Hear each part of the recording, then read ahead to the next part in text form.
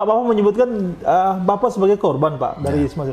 Korbannya di mana, Pak? Ya, mungkin saya korban pertama ya. Mungkin. Ya, di mana korban pertama itu? Ya. Mungkin saya dulu waktu Ustadz Arifin itu mungkin nikah itu ya. Arifin Ilham, Pak? Ya. Ya. Waktu nikah itu saya akan kasih mobil sama rumah ya. Kayak Arifin Ilham, Pak? Kedua itu ya. Iya, iya. Pernikahan kedua ya, Pak? Itu saya memberi hadiah itu berupa mobil sama rumah. Iya. Tapi waktu itu memang harapan saya memang dia untuk promosi poligami supaya juga jadi panutan ya. Ya. Aku selesai, saya nggak perlu lagi mikir ya. Kalau ulama udah poligami kan harapan saya kan gitu. Betul ya. Mungkin terobsesi itulah si Yusuf Mansur mungkin ya. Ya. Kalau saya lihat itu. Ya. Ya. Pak, itu bagaimana ceritanya mobil yang Bapak ngaku pertama kali korban yang sehubungan dengan mobil yang Bapak bilang itu apa, Pak? Ya, waktu itu saya kan pas ke Jakarta ya. Ya, Bapak di Jakarta ya. Ya, pas Jakarta. Saya bawa mobil tuh. Bapak mobil ya. Mobil apa tuh, Pak? Dulu mobil ya sebangsa Elf itu. Mobil Elf ya. Itu yang udah saya kan sering keluar kota itu. Iya. Jadi perjalanan roadshow, jalan dari kota-kota. Saya butuh mobil yang ada tempat tidurnya. Jadi dimodifikasi ya, Pak? Dimodifikasi, saya bawa ke New Armada itu. Iya. Itu baru kira-kira 3 bulan mobil itu. Bapak baru pakai 3 bulan ya, Pak? 3 bulan. Saya bawa, saya ke Solo. Bintaro. Di Bintaro ya. Itu ada, saya tahu di belakang ada sepeda motor. Iya. Dadat itu. Pak Bos, ingat sama saya gitu. Yusuf Mansur, Pak? Iya. Oh, oh iya. Dari ngobrol-ngobrol. Iya. Kata-kata, ini bagus Pak, kasih untuk saya Pak gitu. Mobil itu Pak? Nah, untuk saya kan. Iya, iya. Aku diem aja. Untuk apa? Gitu. Iya. Untuk dakwah kok. Untuk dakwah nggak apa-apa. Untuk dakwah. Ya, nah, dakwah nggak apa-apa. Ya. Ya. Oke, dakwah ya. Ya, untuk dakwah, ini mobil untuk dakwah, dan catatan tetap logo-logo ini jangan dibuang kan gitu. Berarti Bapak nggak kasih cuma-cuma dong, Pak?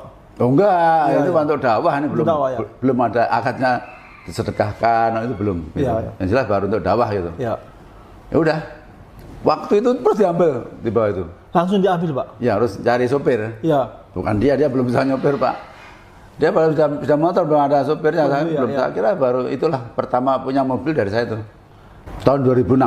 Tahun 2006. Terus dibawa pulang. Ya. Nah Pak, setelah Bapak serahkan mobil dengan perjanjian seperti itu, terus kelanjutannya gimana Pak? Yang Bapak merasa korbannya itu Pak, di mananya Pak? Ya, jadi itu kan kita sudah ada perjanjian ya. Berarti mobil itu boleh untuk dakwah dan catatan logo-logo itu jangan dibuang. Ya. Ya udah, setuju. Ternyata? Ya, itu ada baru 3 hari ya. 3 hari? 3 hari ketemu di jalan tuh si pimpinan, pimpinan Wong Solo Bintaro. Iya. Terus telepon, Bapak saya kemarin ketemu mobil itu di bawah Yusuf Mansur sama sopir. Itu nggak ada stikernya. Gimana Pak? Wah, jangan dong. Loh, kemarin suruh bawa gimana? Terus tolong, mungkin dah jelek mungkin ya. Tolong ciptakan lagi, antar sana. Bikin kirim stiker baru lagi Pak? Ya, antar tempatnya Yusuf Mansur. Bapak itu 10 hari kemudian atau seminggu kemudian ketemu lagi tuh. Nah, di situ kan sepi Pak, Bintaro kan sepi Pak. Iya. Itu aja mobil Pak. Kasem Bintaro itu dulu nggak seramai kayak itu, sepi, mobil kenapa kali itu. Iya, tahun 2006 itu ya Pak? 2006 itu sepi masih, itu nggak jarang ketahuan sekali. Kan rumah Yusuf Mansur kan sana sebelah Bintaro terus ya. Iya. Dari situ, saya pernah di situ juga. Ke rumah dia? Ya, tuh dulu ya rumah aja kecil loh, ada. Iya. Dia terus ada pondok, itu pondok kelas orang lain Pak. Ada pondok itu bilang, ini dulu pondok orang lain Pak. Orang lain dia nebeng gitu? Nebeng, tidur situ itu kira-kira ya, aduh rumahnya kecil kali itu. Sudah motor 1 dia. Iya. Terus di kantornya, saya lihat di depan Wong Solo. Seberang Wong Solo? Ya itu ada ruko depan tuh yang mahal-mahal tuh. Di belakang ruko lagi ada ruko-ruko kecil-kecil tuh. Di belakang ruko kecil, ruko itulah ruko kecil. Baru itu ya, kalau saya lihat masih seperti itu ya. Iya. Pertama dia belum punya mobil, ya. Rumah juga belum punya. Kantor juga cuma itu Pak, kos. Ruko kecil itu ya. Stafnya mau 2 atau admin tuh Pak. Iya. Nah, jadi setelah itu stiker itu nggak dicopot Pak oleh Yusuf Mansur Pak? Ya itulah copot, saya komplain. Ustaz, aku bilang, kenapa kok dicopot tuh? Nggak jawab Pak. Pak telepon nggak jawab. Wah, kurang ajar nih. Berarti dia sudah menipu Bapak di situ ya Pak? Ya. Dia sudah menyalahi perjanjian itu ya Pak? Iya. Oke. Ya. Terus selang berapa hari ya? Kira-kira ya, selang 1 bulan lah. Ya. Ya. 1 bulan telepon sama saya. Yusuf Mansur. SMS sama saya. Ya. Gitu. Pak Puspo, tolong carikan bini gitu. Yusuf Mansur minta Bapak nyarikan istri gitu, Pak. Loh, Ya. dia kan udah menikah, Pak. Bukan, istri yang baru. Oh, Dia istri yang baru, cari ya. istri baru. Iya. Yang tapi diem-diem Pak gitu. Tolong dijagain. Iya. Itu sama maksudnya terobsesi sama Arifin Yunus itu lah. Oh, iya. Ya maksudnya dia ya minta mobil, terus juga minta istri gitu Pak. Iya. Yang saya ngurus gitu Pak. Iya, iya. Wah gila, orang Ustadz kurang ajar. Iya. Balik itu, saya nggak tak, sumpah Pak, demi Allah nggak saya layani. Layani itu ya. Ini kurang ajar gitu. Iya. Baru mobil aja udah kayak gitu, nggak mau jawab, tiba-tiba masuk SMS minta istri. Nampak kali kalau satu akhlaknya nggak baik itu. Akhlak itu tidak baik. Nggak baik, ya, perilakunya nggak baik. Saya baru tahu itu. Udah, Iya. habis itu udah nggak pernah ketemu, nggak jumpa. Pak, yang saya dengar sebelum Bapak memberikan mobil kepada Yusuf Mansur, itu Bapak juga yang membawa Yusuf Mansur untuk diperkenalkan kepada media-media, Pak. Itu gimana Pak ceritanya, Pak? Oh iya, dulu saya pernah diminta tolong lah sama Yusuf Mansur. Pak, tolong saya dikenalkan ulama-ulama Top ya. Dan juga media-media Pak Puspo gitu. Ya dia pengen populer gitu. Populer juga. Berarti Ya, nggak apa-apa. minta tolong Bapak untuk mempopulerkan dia. Itu saya kenalkan Pak Kiai Nur, saya Nur Iskandar Rizky maksudnya, Rizky ya. dulu waktu itu tak bawa sana, terus Ya. sama beliau ya terus untuk ceramah di sana. Oh gitu ya. Ceramah mungkin ceramah pertama yang ulama di sana lah Mansur. Di pesantren ya, Nur. Dan mungkin diajak sama mana juga karena Iya, masalah sedekah itu kan ulama juga suka ya. Betul. Itu kan itu sama-sama untungnya ya. Iya. Terus juga waktu itu minta dikenalkan media-media. Iya. Kan tak kenalan sama juga waktu sama Pak Yono itu Iya. mimbar Jumat. Iya. Terus Republika itu Irwan Kulana ya. Irwan Kelana ya. Terus di TVRI itu Pak Pak Nandar. Iya. Sunandar. Pak Sunandar. Waktu itu kan sering saya kan tiap pagi dulu waktu itu kan setiap Acara subuh dia. Pak. subuh pagi kan saya kan tiap hari kan Iya. ngisi itu. Terus dia harus minta Pak Puspo. Pengen seperti Bapak juga Ya gitu. tak undang, dan sama saya pernah juga. Iya. Itu Berarti awal ketenaran Yusuf Mansur di media itu justru dibawa oleh Pak Puspo Wardoyo. Pak, setelah Yusuf Mansur SMS ke Bapak minta carikan istri, setelah itu Bapak kesal dengan akhlak dia yang buruk, terus ketemu lagi nggak Pak? Atau kapan ketemunya lagi? udah hilang. Hilang Pak? Hampir 10 tahun ya. Hampir 10 tahun Pak? Saya sudah ya udahlah, saya malas saya Pak, udah Mobil itu Bapak lupakan? bukan lupakan, masih teringat terus ya. Oh iya. Cuma saya tiap godok itu tuh. Iya. Cuma saya sering kalau dia ceramah, soal dia sudah ngetop kan di TV, di Antv, terus di buku-buku, di mana-mana tuh belum pernah menyebut mobil saya yang pertama. Selalu menyebut mobil. Kalau saya menyebut, saya mesti sakit hati saya. Maksud saya, aduh, kenapa bohong gitu loh. Iya. Menyebut misalnya, saya punya mobil pertama ini. Nanti Itu kan, disebut lagi. Ya kan pertama kan saya, walaupun saya juga mau, aduh, Ustaz kok bohong kayak gini ya. Iya. Saya cuma, wah kurang ajar Ustaz kok bohong gitu. Dia sering nyebutkan, dan lucu lagi. 2003, 2004, 2005 itu kan, padahal saya mobil 2006 itu. 2006. Satu-satunya dia baru punya mobil. Dia nggak sendiri kan? Betul. Baru saya hidup, saya punya mobil Pak. Pertama saya punya mobil. Itu 2006 loh Pak itu. Iya.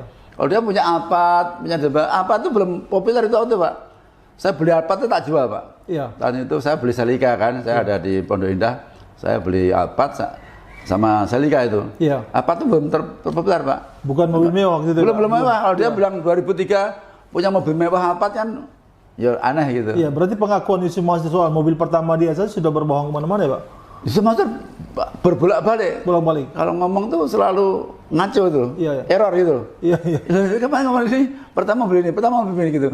Jadi dia mengaku punya mobil pertama selalu beda-beda ya Ya, Pak? dan tapi yang anehnya nggak pernah menyebutkan Mobil Bapak. saya. Padahal mobil saya sampai sekarang masih ada, terus dipasang dan dicarikan uang lagi gitu loh. Betul. Ya. Misalnya seperti saya kemarin contoh dibutuhkan sedekah Ya. untuk ngantar santri-santri dari jalan ke Pondok. pondok. Tapi contohnya mobil saya itu. Ya dipasang foto mobil Bapak ya Ya, dipasang. mobil dijual lagi. Masya Dicarikan sedekah lagi itu Bang. Wah, ada luar biasa. Mas Alian, ini luar biasa nih. Oh iya, Pinternya. Iya, dia mencari sedekah untuk mobil-mobil, tapi mobil Bapak fotonya yang dipasang gitu Pak. Iya. Mobilnya sudah punya, tapi dia mencari uang lagi dengan meminta sedekah untuk membeli mobil. Ya. Yang mobil itu dipasang. Pak, setelah itu kejadian itu, Bapak ketemu lagi kapan Pak? Saya ketemu di Wong Solo Semarang, Gajah Mada. Itu tahun berapa tuh Pak? Ya sekitar itu 2006, tapi agak akhir ya. Iya. Saya ketemu di situ. Itu ada acara di atas ya, di Wong Solo, Pak? Wong Solo di atas. Iya. Itu ngundang para tokoh-tokoh. Iya. Tokoh pengusaha-pengusaha. Pengusaha, ya. Salah satunya pengusaha yang saya lihat tuh kemarin ada pengusaha dari Solo. Iya. 3 serangkai itu. Iya. Ya. Saya ketemu Yusuf Mansur, alhamdulillah dapat baby band gitu. Tapi ya itulah, dia kan pasti kan cerita kan. Iya. Gitu.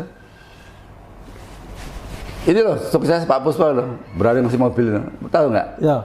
Ya, itu hanya untuk mencari orang supaya gemes loh. Iya.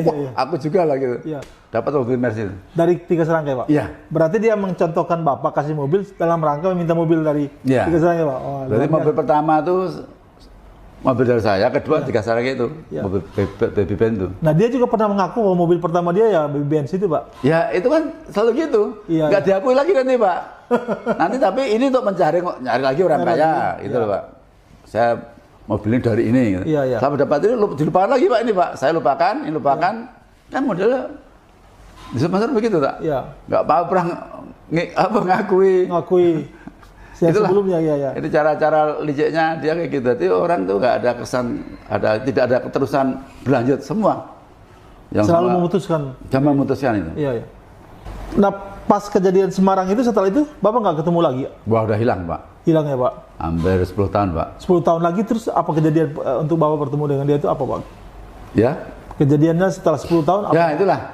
Saya tiba-tiba udah ngondok tiap hari saya dengarkan di TV media. Di media itu menyebutkan punya mobil pertama itu ini udah sakit hati saya dah.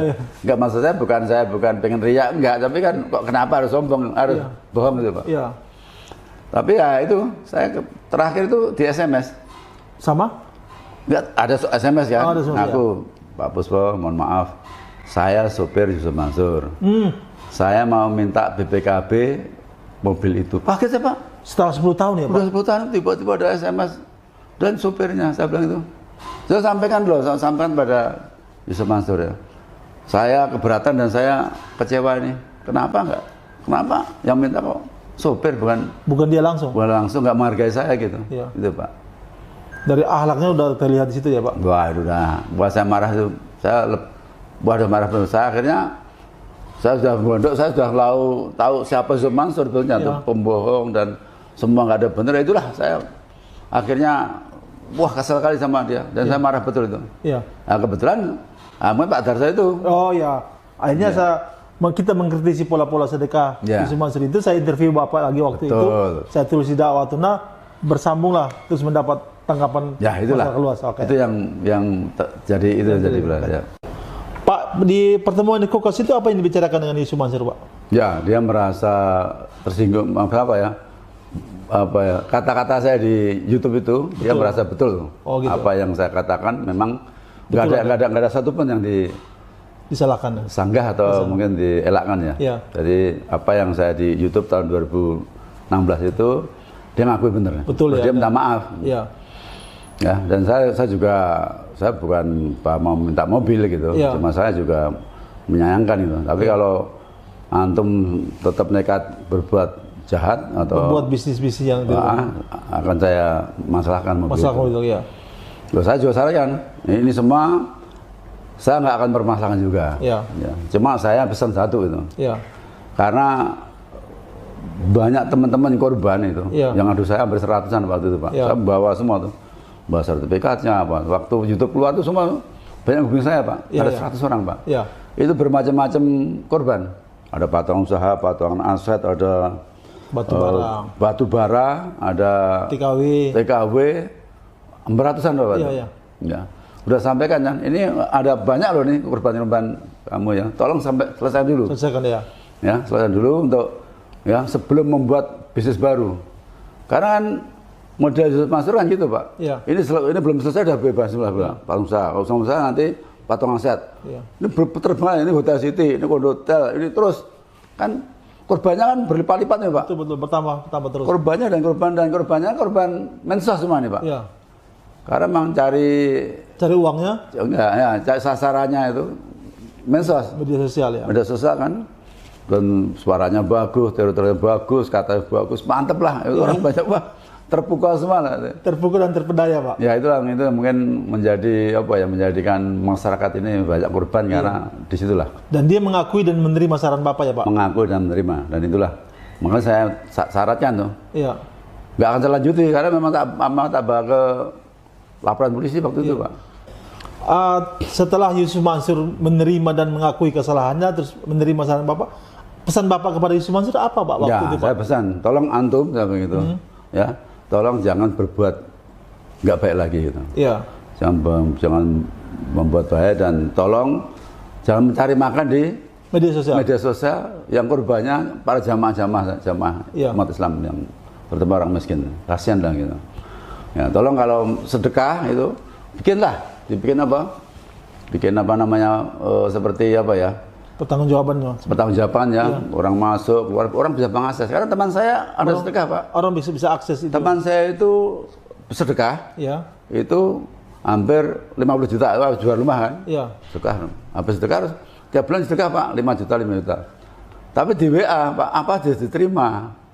Nggak dijawab Pak. Akhirnya datang ke rumahnya, nyari Yusuf Mansur, nggak ada terima. Hanya mau menanyakan, 50 juta dan tiap bulan 50 juta, apa diterima enggak? Iya. Apa salah apa enggak? Itu enggak terima. Wah kecewa sampai sekarang, nangis ya. Iya. Udah kecewa saya. Nah, itu artinya kan transparansinya enggak ada Pak. Iya. Ya. Beda dengan ACT.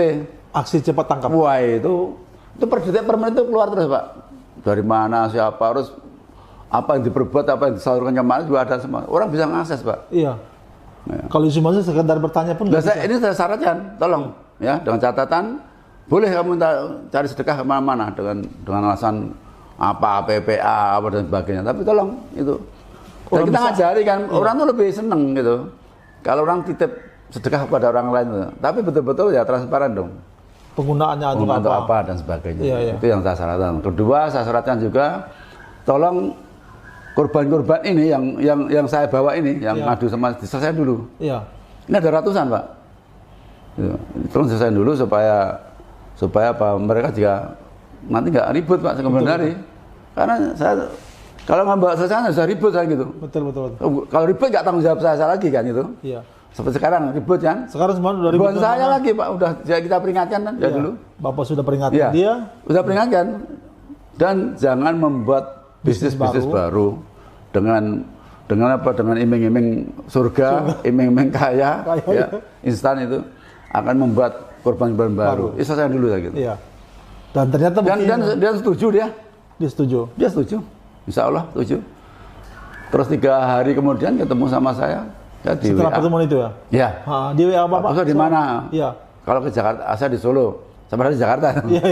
Kalau ke Jakarta, kasih tahu Pak. Mau ngapain Pak? Ya nanti ngopi-ngopi gitu, iya, aja iya. Ya biasalah gitu. Iya. Ya udah saya nggak tahu, saya tolong selesaikan dulu gitu. Iya. Kalau udah selesai kan saya mau ketemu Pak. Karena kasihan loh nih, korbannya orang miskin semua Pak. Dia, Pak. TKW miskin, terus orang yang bawa motor. Karena saya itu kena juga. Karyawan Bapak ada juga ya Pak? Sudah motor 1 miskin. Hanya pengen cepat kaya? Enggak, punya anak itu. Punya anak. Kasihan. Dan ternyata dia punya anak Pak? Enggak.